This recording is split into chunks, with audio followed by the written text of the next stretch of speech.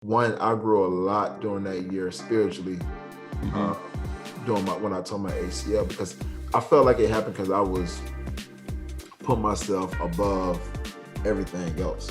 You know, like my main priority was not God at that point in time. It was football. And like it says in Exodus 19, Exodus 20, man, our God is a jealous God. And I felt like that's why it happened.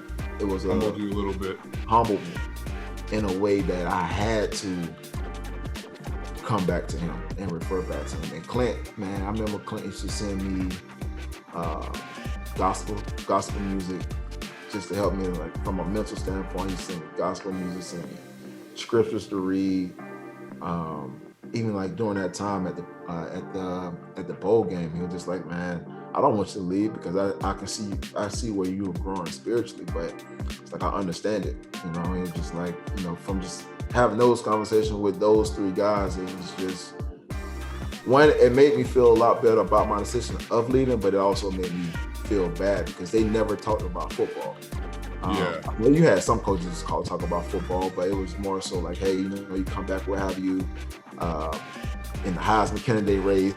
You'll be up for the trophy award. You can play offense and defense. Yeah, we'll let you do whatever you want. You do whatever you want to do, but just come back. It was from a standpoint of football standpoint. It wasn't a standpoint of a lifestyle. They wanted you as a person back.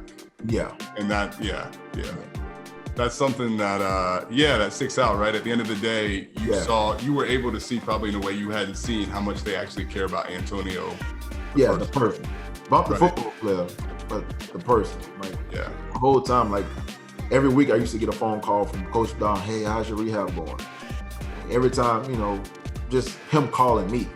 He'll see me at practice, but then he'll like, hey, how are you coming? How are you coming along? Like, how's everything going? Are you okay? Like, that's the stuff that I always remember from Coach Bowden, from Clint, from Coach Andrews, from all of them. And those listening, Clint Purvis is like the chaplain, right? Team chaplain, and he's still at Florida State. I love Clint. He is one of the nicest, gracious human beings that I've ever. I met Clint one time, and I hadn't seen him. I saw him like a year or two later, and he remembered like my name and was like, talk to me like, I was like, have I like met this guy more than I thought? But like Clint is like, and he gave me his number, and he's like, man, we're family. You're part of the family, and it's always. I love Clint, so he's a great dude. Yeah.